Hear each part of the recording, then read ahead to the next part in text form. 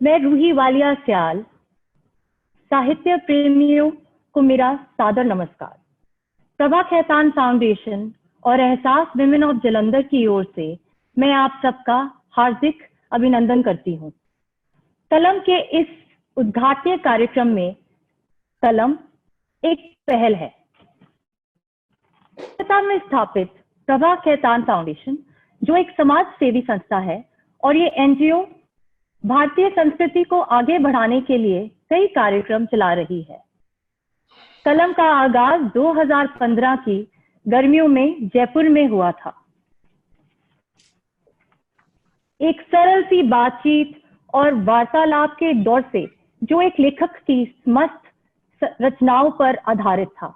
कोई book launch या किताब की रीडिंग नहीं थी, और अपने पहले ही अध्याय से यह सिलसिला लोकप्रिय हो गया और दर्शकों की मांग पर विभिन्न लेखकों को उनके समक्ष लाने लगा।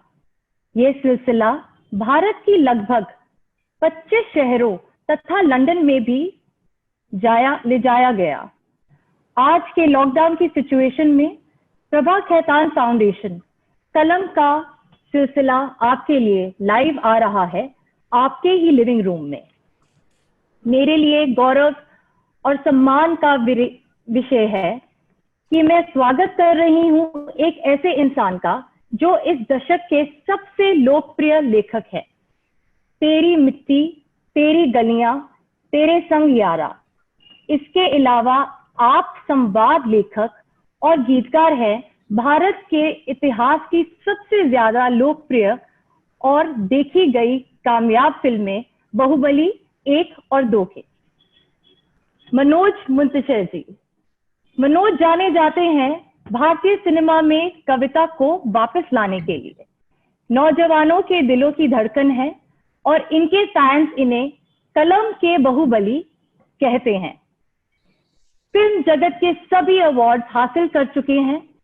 इनकी पहली कविता मेरी फितरत है मस्ताना अमेज़न की बेस्ट सेलर लिस्ट में 24 घंटों के भीतर ही पहले नंबर पर पहुंच गई थी।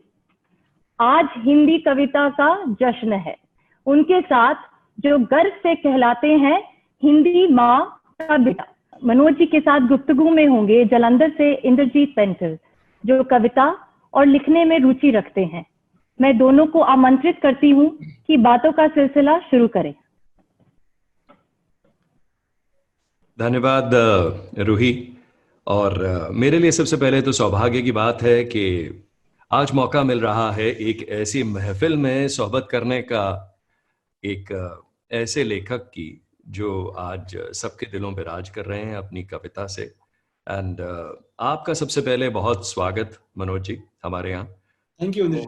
अब आप पंजाब में दाखिल हुए हैं तो थोड़ा सा अपनी ज्योग्राफी से पहले तो मैं आपको वाकिफ करा दूं कि हमारे एक तरफ लुधियाना पड़ता है तो साहिर जी का नाम चला आता है, दूसरी तरफ हम अगर जरा सा अमृतसर की तरफ चलें तो 35-40 किलोमीटर दूर जाएंगे तो बटाला आ जाता है, जहां से शिव बटाल भी हुए हैं। बिल्कुल राइट। तो कल जब आपकी मेरी एक छोटी सी गुफ्तगू हुई तो आपने सबसे पहले मुझे कहा कि don't tell me what we are going to talk about, मुझे हैरान कीजिएगा, कॉन्वर्सेशन ऐसी होनी चाहिए, सवाल ऐसे होने चाहिए जो मुझे पहले पता ना हो। तो सबसे पहले रूल्स ऑफ एंगेजमेंट आपके लिए रख देता हूं। और पंजाबी क्योंकि आपके गानों में खासकर मैंने केसरी में देखा है बड़ी झलकी है, तो मुझे उम्मीद है आप मेरा इशारा भी समझ जाएंगे। और ये जो छोटी सी कविता मैं अमृता प्रीतम की पढ़ने जा रहा हूं to set the tone and the mood of this conversation, आप वो भी समझ जाएंगे।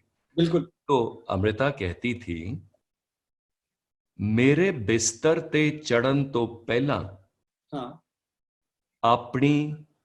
अपना जिस्म उतार के, मेरे बिस्तर ते आउण तो पहला अपना जिस्म उतार के परा मूड़े ते रख दे। हर देश दी अपनी रवायत है। तो अब आप समझ गए होंगे कि ये रिवाज और ये रवायत जिसकी बात हो रही वो ये है कि हम आपके जिस्मानी सफर, आपकी जो अचीवमेंट्स हैं उनसे सब वाकिफ हैं कि कहाँ पैदा हुए, कहाँ गए, क्या कुछ किया। हम जिस गहराई में उतरना चाहते हैं वो आप ही की लाइनों में सबसे पहले मैं लिखना, जो आपने लिखी है अपनी किताब में, जिसके साथ मेरी कल बड़ी अच्छी पूरी शब गुजरी। आपने लिखा है, आकाश छुपे हैं मुझ में कई, मैं कायनात का जरिया हूं, मैं दरिया की एक बूंद नहीं, एक बूंद में पूरा दरिया हूं। तो हम आज उस दरिया से कुछ थोड़ा बहुत अपनी प्यास बुझाना चाहते हैं और यही हमारी आज कॉन्वर्सेशन होगी। तो मेरा सबसे पहला सवाल आपसे ये है, जो कि आपकी बुक की जो थैंक यू लिस्ट है और जो आपने धन्यवाद दिया है लोगों को, तो उनमें दो चीजों पर मैं पहले अटका, मैं वहीं से बात शुरू करूंगा फिर आगे जाएंगे। आपने लिखा है अपने पिताजी के बारे में, श्री शिव प्रताप शुक्ला मेरे पिताजी, जिन्होंने रातों रात मेरा शुक्ला से मुंतशिर होना चुपचाप बर्दाश्त कर लिया। जी। अब होता यह है कि हमारे यहाँ कई यंगस्टर्स आपके साथ जुड़े होंगे, तो एक बागी कलाकार इंजीनियर, सीए, डॉक्टर नहीं बनता, ये अहद कर देता है, ऐलान कर देता है माँ बाप से कि भाई मैं तो शायर बनने वाला हूँ। तो वो जो बर्दाश्त की हद थी वो कैसी थी और कैसे पार किया आपने? क्या रहा वो शुरुआती दौर जब आपने पहली बार कहा भी मैं तो लिखूंगा? इंद्रजीत जी, सबसे पहले तो जो मेरे तमाम दोस्त इस वक्त जुड़े हुए हैं उनको मेरा नमस्ते, गुड इवनिंग, और आपको बहुत बहुत शुक्रिया कि आपने इस कन्वर्सेशन का हिस्सा बनने के लिए मंजूरी दी। मैं आपके कुछ कलामात, कुछ आपके शेर जो आप मुझे बिल्कुल जिसे कहते हैं कि स्पॉन्टेनियस पोइट्री के तौर पे भेजते आ रहे हैं कल से, और मुझे थोड़ी सी जलन हुई आपसे कि यार आप इतनी जल्दी कैसे सोच लेते हैं, मतलब इतनी फुर्ती से कैसे थॉट्स आते हैं आपके दिमाग में। शुक्रिया। तो आपकी उस प्रतिभा को भी मैं नमस्कार करता हूँ। जलंधर की पुण्य भूमि, जिसका एक बहुत बड़ा इतिहास रहा है, वो लिटरेरी भी रहा है, वो जंग आजादी में भी रहा है, तो मैं बहुत खुश हूं कि जलंधर में कलम की जो शुरुआत है वो मेरे साथ हो रही है। संदीप भुतोरिया जी का, प्रभा खेतान फाउंडेशन का, कलम का, सबका शुक्रिया। एहसास वुमेन, मैं एहसास वुमेन जब बोलता हूं तो मुझे अचानक मेरी जबान पे अजीब सी मिठास आ जाती है। शायद 20 से 22 शहरों में जहां जहां कलम है वहां मैं एहसास वुमेन से मिलता रहा हूं, और उनमें से ज्यादातर मेरी बहुत अच्छी दोस्त हैं। तो इतनी सारी जो वुमेन ऑफ सब्सटेंस हैं उनको एक झंडे के, एक छत के नीचे लेके आना, ये एक बहुत बड़ी चीज थी जो कि बड़ी कामयाबी के साथ प्रभा खेतान फाउंडेशन ने मुकम्मल की है। आप सबको मुबारकबाद। और अब आपके सवाल पे आते हैं। सवाल ये था कि वो बर्दाश्त कैसे कर लिया। मैं हमेशा एक बात मानता आया हूं कि किसी भी बड़े इनकलाब के लिए पहले खुद को कन्विंस करना होता है। जिस दिन आप अपने आप को कन्विंस कर लेते हैं, दुनिया को कन्विंस करना बहुत मामूली चीज है। तो जो लोग भी कभी ये कहें कि यार हम अपने सपने चेज नहीं कर पाए क्योंकि घर की जिम्मेदारियां थी, माँ बाप का अकेला बेटा था, मैं चला जाता तो घर बार कौन संभालता, तमाम तरह की बातें, मैं बहुत ही बेदर्दी से इन सब को बहानेबाजी और एक्सक्यूजेस कह के इनको मैं खारिज करता हूँ। कोई वजह नहीं होती है, कोई भी प्रैक्टिकल वजह मुझे कोई गिना नहीं सकता कि इस वजह से मैं आगे नहीं बढ़ा लाइफ में। अगर आप आगे नहीं बढ़े तो इसलिए नहीं बढ़े क्योंकि आप आगे बढ़ना चाहते नहीं थे। मेरे माँ बाप के साथ आप देखें कि मैं इकलौता बेटा था उनका, बेटा मतलब इकलौता child, there was no siblings, कुछ नहीं था। तो जाहिर सी बात है कि उनके सपने तो कुछ थे मुझे लेके, मैं पढ़ने लिखने में भी अच्छा था, लेकिन एक दिन जब मैंने ये तय किया कि मुझे डॉक्टर नहीं बनना क्योंकि मैं बड़ा मीडियोकर डॉक्टर बनूंगा, मैं डॉक्टर बन गया तो मामूली सा डॉक्टर बन जाऊंगा, लेकिन मैं अगर लेखक बना तो बहुत बड़ा लेखक बन सकता हूँ, ये मुझे समझ में आनी बात शुरू हो गई थी। और इसको मैंने बहुत अच्छा खासा वक्त दिया। जब मैं कन्विंस हो गया कि नहीं यही मुझे करना है, तो मैंने जिस दृढ़ता के साथ, जिस मजबूती के साथ, जिस कन्विक्शन के साथ अपने पापा को जाके ये बात बोली है कि वो मुझे मना नहीं कर पाए। उन्होंने खाली एक ही बात मुझसे उस वक्त कही कि तुम ग्रेजुएशन कर लो क्योंकि तुम अभी फर्स्ट ईयर ऑफ ग्रेजुएशन में हो, 2 साल और रुक जाओ, 2 साल में कम से कम मैं ये तो कह पाऊंगा कि मेरा बेटा ग्रेजुएट है। मैंने कहा ठीक है, आपकी ये बात मानता हूं मैं, लेकिन जिस दिन मैं आपके सामने ग्रेजुएशन का सर्टिफिकेट लाके रखूंगा कि आपका बेटा ग्रेजुएट हो गया, फिर आप मुझे रोकेंगे नहीं। और उन्होंने अपनी बात रखी। 97 में जब मैं ग्रेजुएट हुआ तो मैंने उनसे इजाजत मांगी कि अब आप मुझे पैसे दे दें थोड़े से। उन्होंने बोला कितने? मैंने कहा 350 रुपए, जो कि पुष्पक का किराया है, पुष्पक एक्सप्रेस का, लखनऊ चारबाग स्टेशन से मुंबई दादर तक का। तो उन्होंने मेरे हाथ पे 700 रुपए रखे, बोले 700 तो करें क्योंकि 350 रुपए लौटने वाले।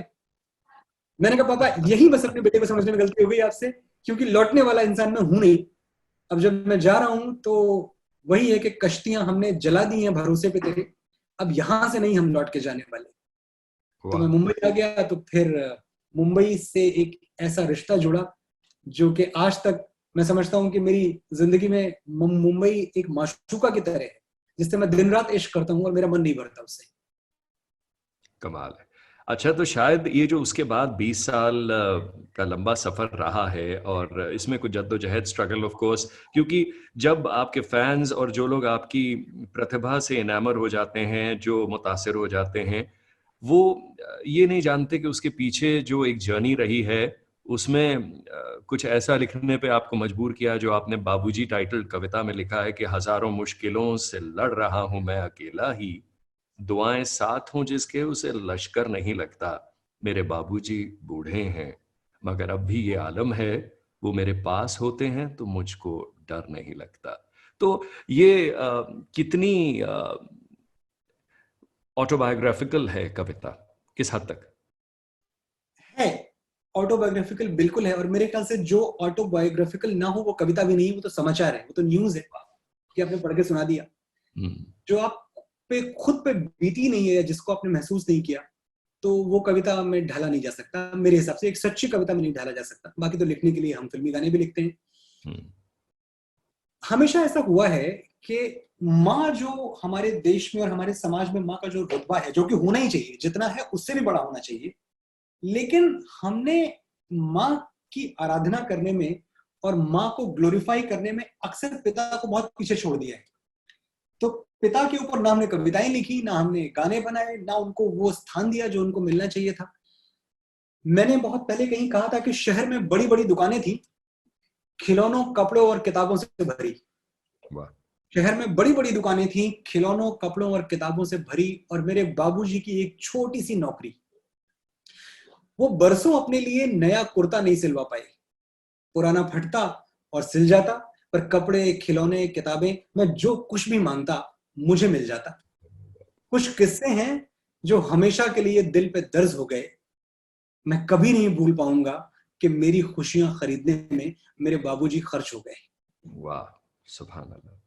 तो वो इंसान जो मेरी खुशियां जुटाने में खर्च हो गया, वो इंसान जिसका प्रोविडेंट फंड इस बात के लिए टूट गया कि मेरा बेटा ढंग से पढ़ाई कर पाए, वो इंसान जिसके पैरों में पड़ी हुई बीवाइयां मेरी सफलताओं की कहानियां कहती हैं, उस इंसान को अगर मैं एक्नॉलेज ना करूं और उस इंसान को खोने का मुझे डर ना हो, तो शायद मेरे अंदर दिल है ही नहीं। तो मैं ये बात समझता हूँ कि हम एक ऐसे कंट्री में हैं जहां हमारा बूढ़ा बाप हमारी ताकत है। वो कितना भी बूढ़ा हो जाए, वो 80 साल का हो जाए, 90 साल का हो जाए, लेकिन जब तक हमारा बाप, हमारा पिता हमारे बगल में खड़ा रहता है, हमें लगता है दुनिया की बड़ी से बड़ी कयामत हमारा बाल बांका नहीं कर सकती, मैं अपने पिता के बगल में खड़ा हुआ हूँ। तो ये वहीं से वो 4 लाइनें आई थी कि हजारों मुश्किलों से लड़ रहा हूं मैं अकेला ही, दुआएं साथ हों जिसके उसे लश्कर नहीं लगता, मेरे बाबूजी बूढ़े हैं मगर अब भी ये आलम है, वो मेरे पास होते हैं तो मुझको डर नहीं लगता। तो कहते हैं कहानी का वो एक ही पिलर माना जाता है जब तक आप दूसरा पहलू और दूसरा हिस्सा न समझें। श्रीमती प्रेमा शुक्ला, मेरी माँ, जिन्होंने 500 रुपए के मासिक वेतन में 300 रुपए मेरी कॉन्वेंट की पढ़ाई पर खर्च दिए और 200 रुपए में घर चलाया। और शायद तभी आप वो मिठास की बात करते हैं जो आपको दुनिया की तमाम एहसास की विमेन ऑफ सब्सटेंस में मिलती है, क्योंकि वो इत्र जो है उसको आप पहचानते हैं। इत्र कोई तो था जो माँ के होठों से छलकता था, वो माथा चूम लेती थी, बदन पूरा महकता था।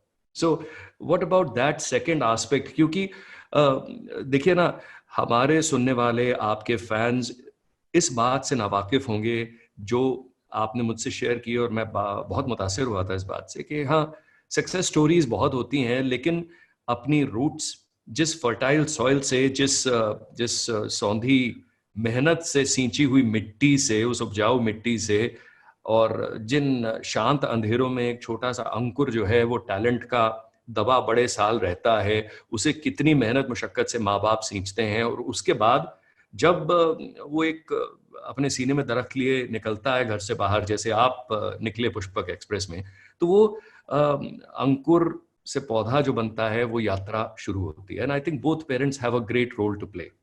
एंड मनोज जी, पहली दफा ये कब एहसास हुआ कि मेरे दिल में एक कविताओं का बागीचा है और उस पे वो पहला आम जो है अब पक गया है, उसे तोड़ लेना चाहिए और सबसे पहले उसका रस मैं खुद चखूं और उस रस को जो है मैं कलम बंद करूं और उसको मैं लिख डालूं किसी कागज पे, और उसके बाद आपको कब ये एहसास हुआ कि the first poem inside me is ready to share, और उसके बाद वो कविता कैसे जो है कि चलो भाई किसी और को भी ये रस चखा के देखें, क्या किसी और को भी उतना ही मजा आता है जितना मुझे लिख कर आया?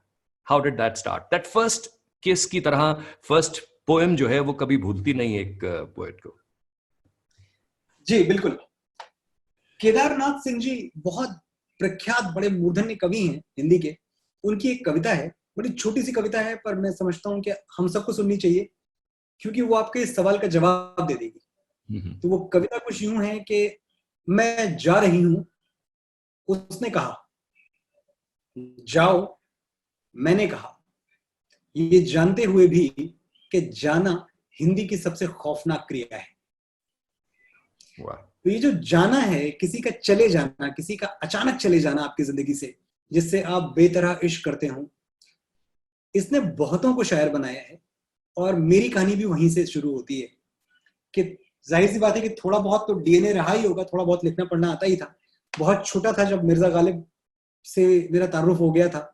मेरे पापा के एक टूटे हुए संदूक से दीवाने गालिब के फटे पुराने चित्र निकाल के मैंने पढ़ना शुरू कर दिया था।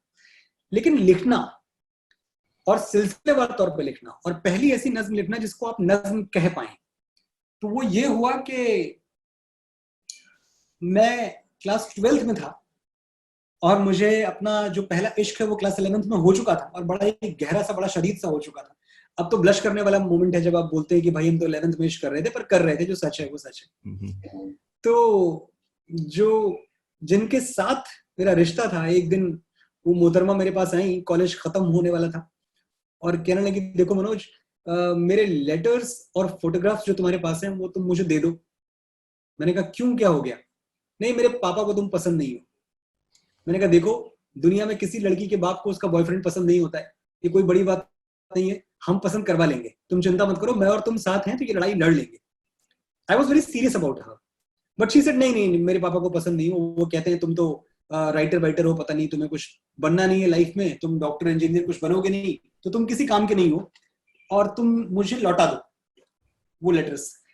उस वक्त एक बागी सा ख्याल मेरे जहन में आया, पहली बार जहां से कविता का अंकुर फूटता है। वो ख्याल यूं आया कि तुम्हारा जो इन्वेस्टमेंट था मेरे अंदर, वो एक चिट्ठियां थी, वो जो फोटोग्राफ्स थे।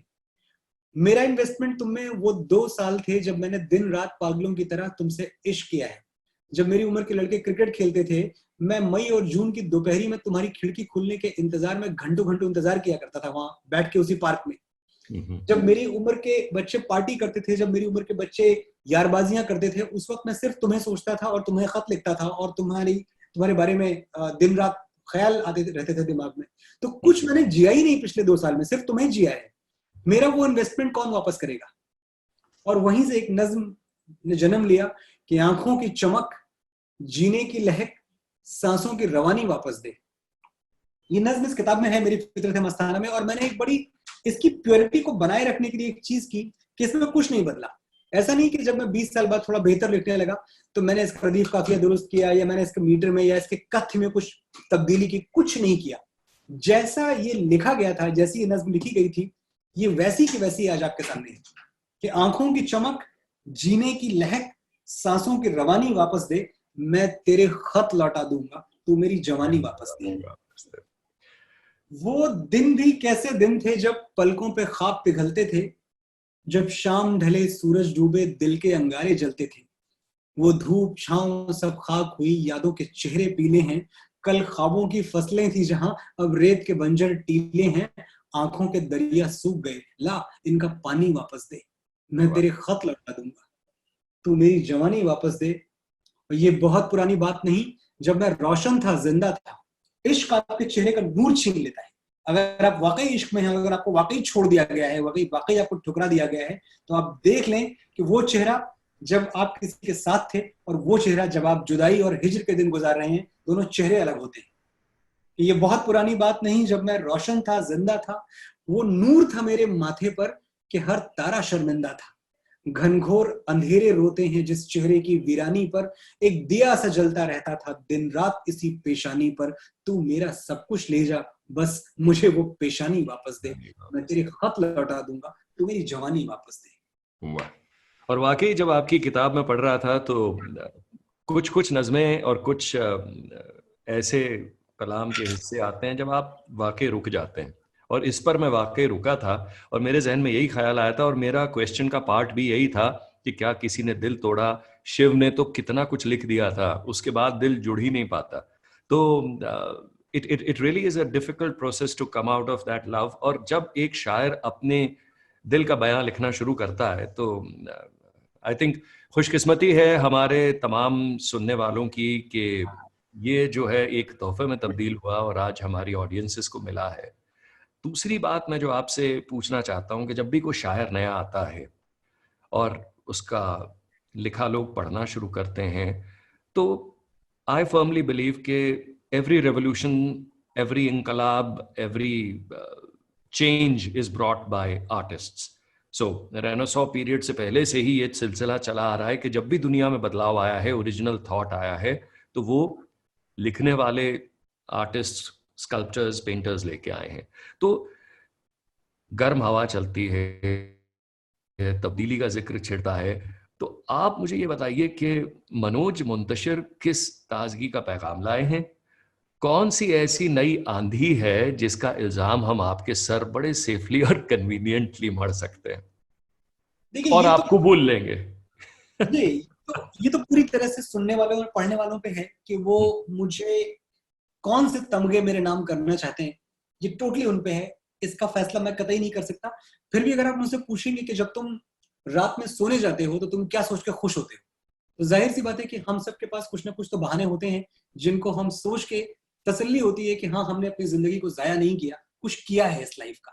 तो जब मैं सोचता हूँ तो मुझे एक बात जरूर याद आती है कि जिस जमाने में मैं फिल्मी दुनिया में आया था, जिस जमाने में मैंने वो पुष्पक एक्सप्रेस पकड़ी थी मुंबई आने के लिए, वो शायरी के लिहाज से बड़ी गुर्बत का दौर था, बड़ी मुफलिसी का दौर था।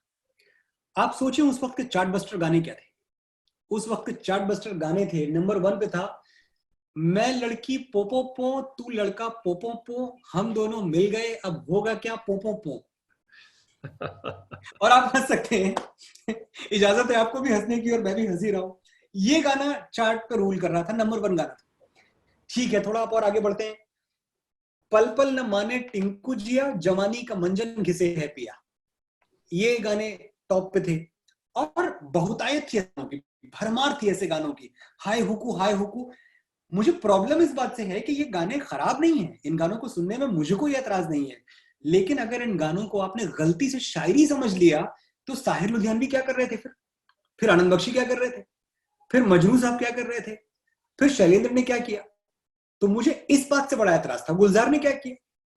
तो मुझे यही बार बार लगता था कि कहीं ऐसा ना हो जाए कि इतिहास बदल जाए, कहीं ऐसा ना हो जाए कि आने वाली सदियां जब पलट के देखें तो उनको 2000, 2020, 2030 का जो पीरियड है, इन 30-35 सालों में पोएट्री के नाम पे हाय हुकू हाय हुकू हाय हाय मिले। तो ये मुझे बहुत तकलीफ देती थी ये बात, और मैं इस बात के लिए एकदम अपने आप से प्रतिज्ञाबद्ध था कि जब भी मुझे मौका मिलेगा ना, मैं ये बदलूंगा।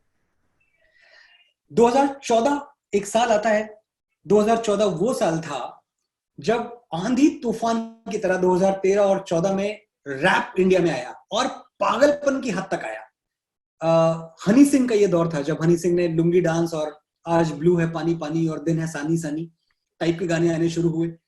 अब मेरी चिंता और बढ़ गई कि यार अभी तक तो मैं इससे ही परेशान था, हाय हुकू से, अब तो ये कहानी कहीं और निकल रही, क्योंकि सानी सानी क्या है, वो तो सनी वर्ड होता है, सानी तो कोई वर्ड होता नहीं है। तो अब जो काफिया बंदी है, उस काफिया बंदी का भी मजाक उड़ाया जा रहा है। हालांकि हनी मेरे दोस्त हैं और मैं उनको बहुत प्यार करता हूं और उनके गाने मैं खुद भी बहुत सुनता हूं, लेकिन मामला सिर्फ इतना है कि वो शायरी नहीं है। मुझे मौका मिलता है और मैं गाना लिखता हूं जिसका मुखड़ा है कि यहीं डूबे दिन मेरे, यहीं होते हैं सवेरे, यहीं मरना और जीना, यहीं मंदिर और मदीना, गलियां तेरी गलियां। गाना चार्ट बस्टर होता है, सारे रिकॉर्ड्स तोड़ता है, सारे अवार्ड्स उस साल के लिए जाता है, और साल का जो काउंटडाउन बनता है, पूरे साल का 14 का एनुअल काउंटडाउन, उसमें नंबर 1 पे गलियां होता है। और मुझे तसल्ली मिलती है कि चलो इतना तो किया कि नंबर 1 पे कोई बेमतलब का गाना नहीं है। एक गाना है जिसमें कुछ सार है, कुछ तत्व है। एक गाना है जिसमें मोमिन बोलते हैं। मोमिन का एक बड़ा मशहूर शेर था जिसके लिए गालिब ने उनसे कहा था कि यार तुम मुझे ये शेर दे दो और इसके बदले पूरा दीवान ले लो मेरा। तुम मेरे पास होते हो गोया जब कोई दूसरा नहीं होता। तो गलियां लिखते वो वक्त किसी को पता नहीं है, लेकिन मैं इस कपलेट से इंस्पायर्ड था। वाह। मेरे पास होते हो गोया जब कोई दूसरा नहीं होता। आप गलियां का अंतरा सुने कि तू मेरी नींदों में सोता है, तू मेरे अश्कों में रोता है, सरगोशी सी है ख्यालों में, तू ना हो फिर भी तू होता है। तो मुझे बड़ी खुशी हुई। और उसके बाद मैंने, आप ये समझ लें कि एक मिशन के तहत ये तय कर लिया कि मैं हिट हूं, फ्लॉप हूं, फुटपाथ पे आ जाऊं, रोड पे आ जाऊं, लेकिन मैं कलम का सौदा नहीं करूंगा। मैं कलम का जो जमीर है, जो थोड़ा बहुत आर्ट मुझे ऊपर वाले ने दिया है, उसको मैं इस तरह नहीं बेचूंगा कि मैंने अपना घर का चूल्हा जलाने के लिए अपनी कलम उसमें ईंधन के तौर पे झोंक दी। वो जिसे लिख के शर्म आ जाए ऐसा नगमा कोई लिख जाऊं क्या? वो जिसे लिख के शर्म आ जाए ऐसा नगमा कोई लिख जाऊं क्या? शोहरतें भी हैं जरूरी, लेकिन शोहरतों के लिए बिक जाऊं क्या? वाह। आई थिंक इन बातों के साथ आपने ना मेरे अगले सवाल का आधा जवाब तो दे ही दिया है कि आने वाले यंगस्टर्स जो एकदम से सबसे पहले तो इनामर हो जाते हैं कि यार कमाल है, क्या लिखते हैं, क्या शोहरत हासिल की है, एंड सडनली जो आपने बात कही, जबरन एक काफिया मिला दें और उसको सोचें कि हमने शायरी कर ली और इसको तो गीत में तब्दील हो जाना चाहिए। और अनफॉर्चुनेटली या फॉर्चुनेटली हम पंजाब से हैं जहां पर बहुत सी ऐसी सब स्टैंडर्ड लेखनी और गायकी कई बार सामने आ भी जाती है। तो मैं ये जानना चाहता हूं आपसे कि जो वाना बी मनोज हैं, वो राइटर्स जो अपने आप को, अपने टैलेंट को निखारना चाहते हैं, एक तो आपने क्यों बहुत अच्छा दे ही दिया, अभी अच्छा पढ़ेंगे, जहन में अच्छी सोच पैदा होगी, और उसके अलावा ऑथेंटिसिटी से आप बाहर आएंगे तो ऑटोमेटिकली आप अच्छा ही लाएंगे। और आपकी एक कपलेट है जो मुझे पसंद आई, मैंने नोट की, मैंने कहा जरूर इसी से सवाल छेड़ूंगा कि 2 सवालों में छुपे हैं जीत के मंतर सब, मैं नहीं तो कौन, आज नहीं तो कब। सो आई फेल्ट दैट जो कोई हिचकिचा रहा है वो भी सामने लाएगा अपनी एबिलिटी को, और जिसमें है तो वो अपने आप से सवाल जरूर पूछे, मैं नहीं तो कौन। तो अब आप मुझे ये बताइए कि जो ज़हीन हैं, टैलेंटेड हैं, इस चुनिंदा ऑडियंस का हिस्सा हैं, कई ऐसे एस्पायरिंग राइटर्स हैं, उनके लिए क्या है? एक तो और आपने लिखा था, वो भी मैं कह देता हूं, उसके बाद आप जवाब दीजिएगा। आसमान पर आंख लगाए क्यों बैठा है यारा, तेरे अंदर ही चमकेगा एक दिन तेरा तारा। सो मुझे लगा कि you already been inspiring people, but आज if you have to summarise, क्या पाथ, क्या रोशनी दिखाएंगे उनको जो आपके नक्शे कदम पे चलना चाहते हैं? इंद्रजीत जी, पहले किसी को भी रोशनी दिखाने से पहले मैं आपको मुबारकबाद दूंगा कि आप इतने बढ़िया सवाल पूछ रहे हैं। मुझे लगता है साल में तकरीबन 150 के आसपास स्टेजेस में, पिछले 2 साल में 75 अगर आप बांट लें तो 150 के आसपास स्टेजेस पे जा चुका हूं और अपनी बात कह चुका हूं। बहुत कम ऐसा होता है कि कोई वैसे सवाल पूछ रहा हो जिनका इम्पैक्ट वाकई लोगों पे प्रैक्टिकली पड़ना हो, जो कि सिर्फ इसलिए ना पूछे जा रहे हो क्योंकि भाई पूछना है तो पूछ लो, जिनका एक गंतव्य हो, जिन सवालों की एक मंजिल भी हो। तो आपके सवाल बहुत अच्छे हैं और इनका जवाब देने में भी मुझे बहुत मजा आ रहा है, इसलिए बड़े जिंदा आपको जवाब मिल रहे हैं। आपको बुक को स्टॉक वाले जवाब नहीं मिल रहे। तो एक बात तो बिल्कुल सही कही आपने कि जब तक कोई पढ़ेगा नहीं और जम के नहीं पढ़ेगा और इतना नहीं पढ़ेगा कि वो यहां तक गले तक भर जाए पढ़ के, तब तक उसका छलकना संभव नहीं है। पढ़ना भरना है, लिखना छलकना है। If you want to spill you have to fill up yourself first. तो आप पढ़ डालें, कोई नुकसान नहीं है दुनिया में। सलीम साहब एक बात कहते हैं कि जब आप कभी नुक्कड़ के समोसे की दुकान से समोसा खाएं और आपको चटनी एक पेपर पे मिले, तो समोसा और चटनी खत्म करने के बाद वो पेपर फेंकने के पहले उसे पढ़ लें आप, क्या पता काम का मिल जाए। तो आपको इस हद तक और इस पागलपन तक, इस जुनून की हद तक आपको पढ़ना पड़ेगा। कम पढ़ने से काम नहीं चलेगा। मैं आज शायद तकरीबन मेरी जिंदगी में ऐसे बहुत सारे दिन होते हैं जब मैं 14-15 घंटे काम करता हूं और 14-15 घंटे काम करने के बाद जब मैं वापस अपने घर जाता हूँ तो बिस्तर पे आंखें बंद हो रही होती हैं, फिर भी मजाक है कि मैंने 1 घंटे पढ़े बिना मैं सोया हूँ। कम से कम 1 घंटे तो पढ़ूंगा ही, चाहे दुनिया इधर की उधर हो जाए। तो वो सबसे बड़ा मंत्र है पढ़ने वाला। दूसरी बात पे आते हैं, डरिए मत। इस बात से मत डरिए कि हमारा तो कोई गॉडफादर नहीं है, इस बात से मत डरिए कि कौन पूछेगा हमें वहां, हमें तो कोई जानता नहीं है, कैसे रहेंगे, कहाँ क्या करेंगे। ये सब सवाल, ये जो शंका है ना, जो डाउट है और जो फियर ऑफ अननोन है, ये बहुत सारे सपने तोड़ देता है। बहुत सारे लोग हैं, किसी का शेर था बड़ा अच्छा कि मैंने ये सोच के बोए नहीं ख्वाबों के दरख्त, मैंने ये सोच के बोए नहीं ख्वाबों के दरख्त, कौन जंगल में लगे पेड़ को पानी देगा। वाह। तो इस जंगल में लगे पेड़ को पानी कुदरत देगी जनाब, आप पेड़ लगाइए। तो अगर आपको फियर ऑफ अननोन से लड़ना है तो उसका एक ही तरीका है, लीप ऑफ फेथ।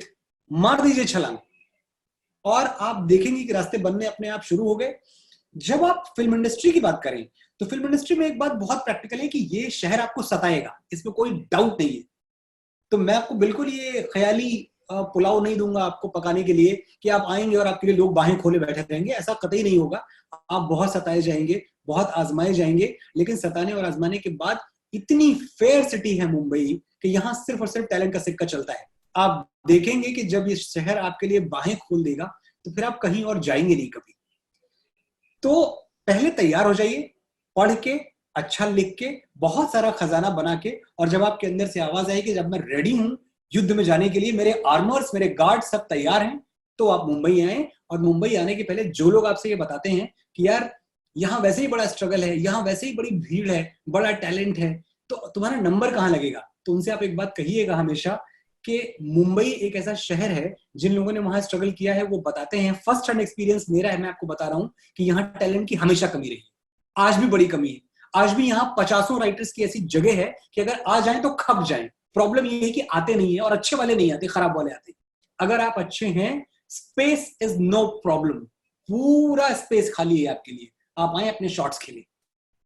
बहुत एक बात और, किसी और पर डिपेंड ना रहे, किसी और पर डिपेंड ना रहे। आप कभी इस बात की उम्मीद पे ना बैठे रहें कि कहीं कोई आपको एक दिन फोन करेगा, कोई चमत्कार होगा, आपको बुलाया जाएगा और आपको प्लेटर पे एक पिक्चर दे दी जाएगी, आप गाने लिखो। ये नहीं होगा, ये कभी नहीं होगा। न हम सफर न किसी हमनशी से निकलेगा, हमारे पांव का कांटा हम ही से निकलेगा। तो आइए स्ट्रगल कीजिए। वाह। सो एक अब मैं थोड़े ज्यादा सवालों पे, और थोड़ा अब लोगों के लिए तो मैंने बहुत कुछ पूछा, मैंने कहा चलो मैं जब से मैंने आपका शुक्ला से मुंतशिर होना पढ़ा है जी, तो तब से मैं क्यूरियस हूं, ऐसा क्या बिखरा है जिसे आप समेटने में लगे हैं, और क्या लिखना उसे समेटने में आपकी मदद कर रहा है क्या?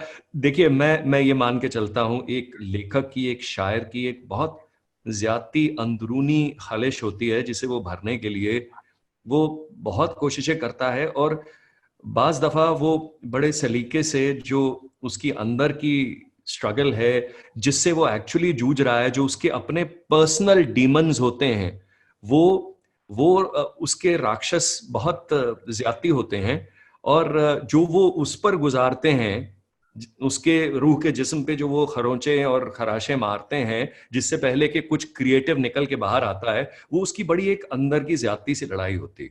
लेकिन जब मैं मुंतशिर पढ़ता हूं तो मैं क्यूरियस हो जाता हूं, क्या बिखरा है, किसे समेट रहे हैं?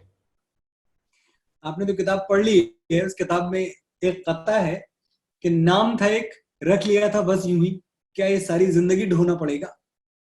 नाम था एक, रख लिया था बस यूं ही, क्या ये सारी जिंदगी ढोना पड़ेगा, और कितना टूटना बाकी बचा है, और कितना मुंतशिर होना पड़ेगा। वाह, ब्यूटीफुल। तो मैं अपने इंटरनल डीमंस की अगर बात करूं तो एक बात आप देखें कि चाहे वो मेरी शायरी हो, मेरे जैसे मामूली शायर की, या वो बटालवी की और साहिर की और अमृता की, बड़े बड़े लोगों की शायरी हो, हम सबकी शायरी में एक चीज कॉमन है, और वो ये है कि किसी भी तरह की ग्रेट शायरी वो है जो दुनिया कैसी होनी चाहिए, मोहब्बत कैसी होनी चाहिए, इश्क कैसी होनी चाहिए, उसका एक परफेक्ट स्वरूप क्या हो, उस तक पहुंचने के लिए उड़ान भरे, जो कि है नहीं कहीं। परफेक्शन एग्जिस्ट नहीं करता, दुनिया परफेक्ट कभी नहीं होगी, मोहब्बत परफेक्ट कभी नहीं होगी, लेकिन हम शायर हैं, हमारा काम है उस तरफ उड़ना कि शायद हम बता ना पाए दुनिया को कि परफेक्ट मोहब्बत क्या होती है, पर कोशिश तो करते हैं। तो यही स्ट्रगल मेरा भी है। जब मैं लिख रहा होता हूँ तो मेरे दिमाग में हमेशा ये चल रहा होता है कि एक जो यूटोपियन वर्ड ऑफ रोमांस है वो कैसा होगा, वो कितना खूबसूरत होगा, जहां कोई किसी का दिल नहीं तोड़ेगा, जहां कोई किसी को बुरी बात नहीं बोलेगा, जहां हर चाहने वाले के लिए मोहब्बत उसको रिटर्न में मिलेगी, जहां शायर को ये नहीं कहना पड़े कि जाने वो कैसे लोग थे जिनके प्यार को प्यार मिला, हमने तो जब कलियां मांगी कांटों का हार मिला, नहीं हर प्यार के बदले में प्यार मिले। उस यूटोपियन वर्ड की जो तलाश है, मेरी पूरी शायरी का जो संसार है ये उतना सही है, इससे आगे कुछ नहीं है, इससे पीछे कुछ नहीं है। बहुत खूब। अब मुझे आप ये बताइए कि आज का जो पिछले 2-2.5 महीने का सिलसिला चला है, ये समझिए मेरा आखिरी सवाल है कि एक कशमकश रही है, पूरी दुनिया एक बड़े मुश्किल दौर से गुजर रही है। और जब ये लॉकडाउन अनाउंस हुआ था और जब इनिशियली हमने धीरे धीरे एक नए लाइफस्टाइल को अडॉप्ट किया कि घर पे बैठे हैं, बहुत कम डिस्टर्बेंस है, इंटरफेरेंस है, सडनली ऐसा लगता था कि क्रिएटिव लोगों के लिए बाहर की फिजा साफ हो गई है। अचानक आप तो मुंबई में हैं, हमारे छोटे शहरों में चिड़ियां चहचहाने लगी, बगीचों में तितलियां आने लगी, एक एक बहुत मैजिकल परफेक्ट सा एटमॉस्फेयर हमें मिलने लगा। इंजन शांत हो गए, डोरबेल्स नहीं बजती थी, एंड यूं लगता था कि क्रिएटिव लोगों के लिए this is the perfect time.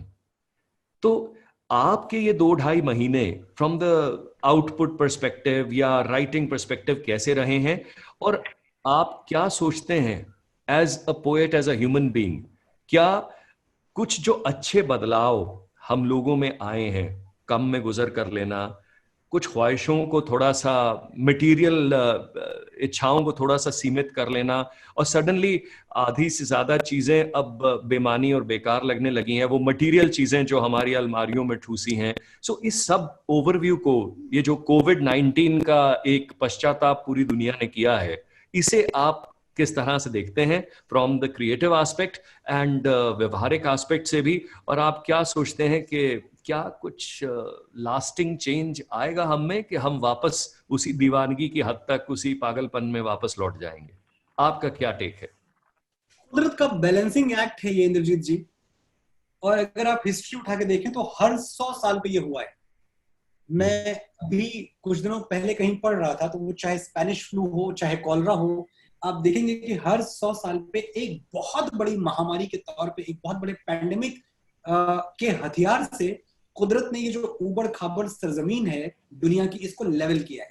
तो ये एक लेवलिंग एक्ट है, और इसको अच्छा बुरा कहने वाले हम आप कुछ होते ही नहीं है, क्योंकि शायद हमारी जानकारियां इतनी नहीं है, हमारी मालूमात इतनी नहीं है कि हम कुदरत के इस फैसले पे उंगली उठाएं या इसको क्वेश्चन करें। हम तो इसको स्वीकार करना चाहिए, हमें एक्सेप्ट करना चाहिए। इसका एक पॉजिटिव पहलू भी है, और एक बात ये भी है कि ये हमेशा नहीं रहने वाला। आज बहुत मुश्किल वक्त लग रहा है, लेकिन ऐसी कौन सी शाम है जो ढली नहीं है, ऐसा कौन सा दिन है जो गुजरा नहीं है। वो फैज अहमद फैज का शेर था कि दिल नाउमीद तो नहीं, नाकाम ही तो है, लंबी है गम की शाम मगर शाम ही तो है। तो दिस टू शैल पास। आपकी वो बात मुझे बहुत अच्छी लगी कि वाकई हमें थोड़ा सा तो पता चला कि शायद हम जिन चीजों को बहुत जरूरी समझते थे वो हमारे लिए गैर जरूरी थी। हम जिन चीजों के लिए दिन रात मशक्कत करते थे और उनके बदले जिन चीजों को इग्नोर और अवॉइड करते थे, तो सही में हमारे लिए क्या जरूरी था। हमारी असली जरूरत हमारे बच्चे की हंसी थी, हमारी असली जरूरत हमारे किचन से आती हुई गर्मा गर्म रोटियां थी, और उससे बड़ी खुशी कोई चीज हमारे लिए नहीं होनी चाहिए थी। लेकिन हम पता नहीं कहाँ बड़े फैंसी रेस्टोरेंट से लेके और बड़ी बड़ी तरक्कियों और कामयाबियों में अपनी खुशी ढूंढ रहे थे। मेरा एक शेर था इस किताब में, मेरी फितरत मस्ताना में है कि नहीं है पांव के नीचे जमीनें मगर अंबर में तारे टांकता हूं, नहीं है पांव के नीचे जमीनें मगर अंबर में तारे टांकता हूं, मुनासिब जो लगे वो देना मौला, मेरा क्या मैं तो कुछ भी मांगता हूं। वाह। तो इंसान कुछ भी मांगता है, उसे कभी ये बात पता ही नहीं चलती कि उसके लिए क्या सही है। तो अब शायद कुदरत ने हमें एक इंट्रोस्पेक्शन के मोड में डाल दिया है, जहां हम में से ज्यादातर लोग अवेकन हो चुके हैं। हमें थोड़ा बहुत तो पता चल चुका है कि जरूरी क्या है और गैर जरूरी क्या है, किन चीजों के बगैर जिया जा सकता है, और कौन सी चीजें हैं, कौन से रिश्ते हैं, कौन से अपने हैं, कौन सा प्यार है, कौन सी मोहब्बत है जिसके बगैर जीने की आप कल्पना भी नहीं कर सकते। So yes, we are better aware than before. Wonderful. इसी नोट पर मैं आपका शुक्रिया अदा करना चाहूँगा फॉर दिस वंडरफुल कॉन्वर्सेशन, क्योंकि अब इसके बाद मैं बैक सीट लेकर थोड़ा सा, मुझे भी हक है कि मैं ऑडियंस में जाके एंजॉय कर सकूं। And I am going to hand it over to Roohi, जो अब कुछ सवालात हमारे जो ऑडियंसेस हमारे साथ जुड़ी हैं उनके भी कुछ सवालात हैं, तो I let you field those questions. It has been wonderful, और आपकी कलम सलामत रहे, आप यूं ही लिखते रहें, और इंतज़ार करेंगे अब अगले ऐसे कुछ गानों का जो फिर हमारी जुबान पे चढ़ेंगे और जिन्हें हम गुनगुनाते रहेंगे। God bless you. Thank you so much. It's been a pleasure. Thank you Indrajeet ji. और थैंक यू इंद्रजीत। मैं चाहता हूँ, इंद्रजीत जी से मेरा डिस्कनेक्शन हो गया, मेरी बात सुन रहे हैं? मैं यही हूँ, यही मौजूद। तो मैं ये कह रहा हूँ कि मैं चाहता हूँ कि जो हमारा वर्चुअल सेशन हुआ है, जब एक बार फिर से लॉकडाउन खुले और दुनिया पहले जैसी हो जाए, तो हम सामने आमने भी मिले, एक दूसरे से बातें करें, चाय पिए, गप्पे लड़ाएं, और वो जो एक दिन है मुझे उसका इंतजार रहेगा। मैं जलंधर के सभी दोस्तों से गुजारिश कर रहा हूँ कि मुझे सशरीर भी वहां बुलाएं, सिर्फ वर्चुअल ना देखें। इंशाल्लाह। Thank you Indrajeet, thank you Manoj ji, आपको सुनकर रूह खुश हुई। Thank you Roohi. दो पंक्तियां जो आपने कही और पूरी मेरे दिल को छुई। दिल ना उम्मीद तो नहीं, दिल ना उम्मीद तो नहीं, नाकाम ही तो है, लंबी है गम की शाम मगर ये शाम ही तो है।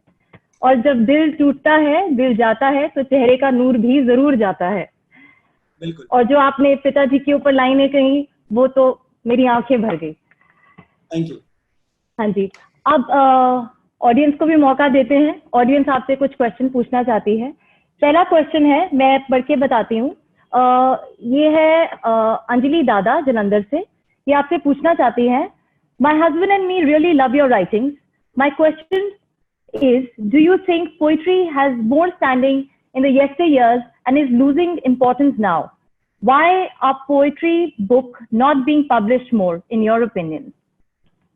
Anjali, first of all, my love and regards to you and your husband. You're right about that. Poetry ही नहीं, दुनिया की कई खूबसूरत चीजें अपना चार्म पिछले कई सालों में खो चुकी हैं, और वो इसलिए हुआ है कि ये जिस जनरेशन में हम और आप सांस ले रहे हैं, ये रफ्तार की जनरेशन है, डेप्थ की नहीं। तो हम दौड़ने में इतना दौड़े, इतना तेज दौड़े कि हमसे हमारी डेप्थ छूटती चली गई। और जब इंसान से डेप्थ छूटेगी तो जाहिर सी बात है कि पोइट्री, आर्ट, लिटरेचर, जितने भी फाइन आर्ट्स हैं, उनसे उसका रिश्ता कमजोर होता जाएगा। लेकिन अच्छी बात यह है कि पिछले कुछ दिनों में, वो चाहे गुलजार साहब जैसे लेजेंड्स की बात हो या मेरे जैसे मामूली लोग जो मेहनत कर रहे हैं इस बात के लिए कि पोइट्री को रीइंट्रोड्यूस करें, पिछले कुछ सालों में ये तस्वीर बदलनी शुरू हुई है। पिछले कुछ सालों में यंगस्टर्स को, खासतौर से यूथ को, ये समझ में आने लगा है कि उन्होंने रफ्तार और स्पीड के चक्कर में उनका नुकसान क्या हुआ। वो समझ चुके हैं कि उनसे डेप्थ छूट गई और अब वो डेप्थ की तरफ लौटना चाहते हैं। जब भी ये ह्यूमैनिटी, जब भी इंसानियत डेप्थ की तरफ लौटेगी, उसको पोइट्री की जरूरत होगी। मेरा और आपका काम ये है कि हम अपनी पोइट्री के साथ तैयार रहें। धन्यवाद, थैंक यू सो मच। अगला प्रश्न है प्रभा कैतान फाउंडेशन के लिए आया, आपके लिए नीलिमा आधार से। वो ऑडियो पे आएंगी। नीलिमा जी। मनोज। नीलिमा जी कैसी हैं आप? नमस्ते। दिल्ली से नीलिमा आधार का आपको सलाम। मैं आपको दिल्ली बताने की जरूरत नहीं है, आपको सिर्फ अपना फर्स्ट नेम बताना है। आपके नाम और आप जैसा खूबसूरत इंसान मेरी जिंदगी में एक ही है, दूसरा कोई है ही नहीं। तो वेलकम। Thank you. मेरे हाथ में आपकी किताब है, मेरी फितरत है मस्ताना, और मैं आपको कहना चाहती हूँ कि ये मेरी बेड साइड बाइबल है। इसको हर रोज मैं एक बार उठा के इसमें से कुछ पढ़ती हूँ और अपने आप को, I feel my self flying. तो उसी मूड में मैं आपसे ये कहना चाहती हूँ, आपका ही मैं ये इसमें से एक कोट कर रही हूँ। तू ऐसा रास्ता है जिससे वापस आना मुश्किल है, मैं तुझसे टूट जाऊंगा तो मेरा जुड़ना मुश्किल है, मैं वो बुलबुल मोहब्बत है जिसे तेरी सलाखों से तू पिंजरा खोल भी देगा तो मेरा उड़ना मुश्किल है। How wonderful! क्या नीलिमा जी, आपने मुझे स्पीचलेस कर दिया। मैं सिर्फ इतना कह सकता हूँ, पहली बात तो ये कि जितना प्यार आप मुझे करती हैं, मैं आपको उससे कम प्यार नहीं करता। जितना आपको मेरी शायरी में, मेरी कविता में रस मिलता है, शायद उतना ही रस मुझे आपकी बातों में और आपके तख्लीक में, आपकी रचनाओं में मिलता है। मैं बहुत सौभाग्यशाली हूं कि आप जैसे बड़े कद का इंसान मेरी वो छोटी सी किताब बेड टाइम पे अपने साथ लेके सोता है। इससे बड़ी खुशकिस्मती मेरी कोई और नहीं हो सकती। बहुत सारा प्यार आपको और बहुत सारा शुक्रिया। बहुत बहुत प्यार आपको मनोज। आई एम डिलाइटेड कि आज फिर आपसे रूबरू हुई।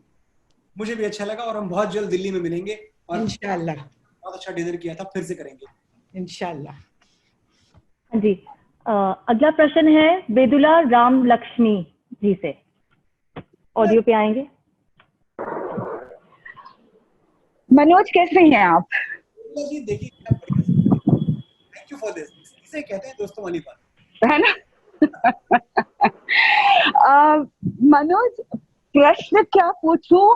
आपको तो देखकर और आपकी आवाज को सुनकर ऐसा लगता है कि जीवन का एक बहुत बड़ा हिस्सा फिर से मिल गया। बेदुला जी थैंक यू वेरी मच। मैं नहीं जानता था कि आज ये जलंधर मुझे ऐसे ऐसे सरप्राइजेस देने वाला है। मनोज जी, मैं एक प्रश्न जरूर पूछूंगी। वो ये कि देखिए, आपकी कविताओं के बारे में बहुत सारी बातें हुई हैं। मैं ये पूछना चाहूंगी कि आपने संवाद भी लिखा है बाहुबली के लिए। मेरी मातृभाषा तेलुगु है, मैंने तेलुगु में भी बाहुबली देखी है और हिंदी में भी बाहुबली देखी है। अक्सर जब भाषा से अनुवाद होता है तो बड़ा अटपटा लगता है, लेकिन इसमें ऐसा कुछ भी नहीं था। लेकिन आपके लिए ये कितना मुश्किल था और कितना आसान था? देखिए, पहली चीज तो ये कि मुश्किल ज्यादा मैं इसलिए नहीं कहूंगा क्योंकि जब मैंने सब्सक्राइब किया था इसके लिए, जब मैंने ये तय किया था कि मैं एक ऐसा काम करूंगा जो कामयाब नहीं हुआ है, फिल्में तेलुगु की, तमिल की, इवन कन्नड़ और मलयालम फिल्में जी, और उनमें से कोई भी कभी नहीं चली, किसी ने बिजनेस किया ही नहीं। तो ये ऑलरेडी लोगों के हिसाब से एक हारी हुई बाजी थी, इसको खेलना ही नहीं था मुझे। लेकिन मैं ये जानता था कि अगर राजा मौली सर, एस राजा मौली के साथ मिलके मैं एक सही टीम बना सका और उनसे अगर मैं सीख सका और उनसे मार्गदर्शन लेके कुछ नया कर सका तो शायद चमत्कार हो जाएगा। और आप देखिए, मैं तो ड्रीमर रहा हूं शुरू से। मैंने एक सपना देखा, कि एक डब फिल्म बहुत बड़े स्तर पे रिलीज हो और बहुत बड़ी फिल्म साबित हो। मैंने बहुत बड़ी सोचा था, ये नहीं सोचा था कि कुदरत इसको सबसे बड़ी फिल्म बना देगी। जो पूरी एक फिल्मों की लिस्ट है, नंबर 1 फिल्म है, 513 करोड़। तो डर था, के साथ साथ ये विश्वास भी था कि हाँ, ये बाजी भी खेलेंगे और जीतेंगे, और जीते। ढेर सारा स्नेह आपको मनोज। ईश्वर आपके सभी सपनों को पूर्ण करे। ढेर सारा स्नेह। Thank you so much, thank you. अगला एक क्वेश्चन है समिंदर जी से, हैदराबाद से। वो पूछ रही हैं, my question is that is there an age to become a professional writer? I am 54 years old and I have been writing poetry since I was a child. Not at all. Why would there be an age to writing? Not at all. बिल्कुल नहीं। और आप अगर 54 years आपकी as है, in fact आप तो बहुत एडवांटेज में हैं। मुझसे अगर आप पूछे तो I am like jealous of you. I envy you for one thing कि आपका जो तजुर्बा है लिखने का वो इतना ज्यादा है। आप बचपन से लिखती आ रही हैं। This is like completely like old wine वाला जो एनालॉजी है वो फिट होती है कि लेखक जितना पुराना होता है उसकी महक उतनी ही ज्यादा तरोताजा होती है। तो उम्र के हिसाब से अगर हम पूछें तो आप सही उम्र में हैं और आपको लिखना शुरू करना चाहिए प्रोफेशनली। आप देखेंगी कि जब अपने तजुर्बे के साथ, अपनी एक्सपर्टीज के साथ आप मार्केट में आएंगी तो बहुत सारे लोग घर बैठ जाएंगे क्योंकि इतना तजुर्बा किसी के पास नहीं होगा। थैंक यू मनोज जी। अब मेरे ख्याल से वक्त है कि हमें जाना पड़ेगा, आपको जाना पड़ेगा, हम सबको जाना पड़ेगा। दिल तो बिल्कुल नहीं कर रहा, पर उम्मीद करती हूँ कि आपने पूरा मजा लिया होगा इस सेशन का। मैं मनोज जी को और इंद्रजीत का शुक्रिया करना चाहती हूँ। आप सब दर्शकों को तहे दिल से शुक्रिया। कलाम के जरिए से मुलाकात बनी रहे। हम आपको जलंधर सून, जल्दी हम मिलना चाहते हैं आपको। तब तक के लिए अलविदा। Stay safe, stay home. You too. Thank you.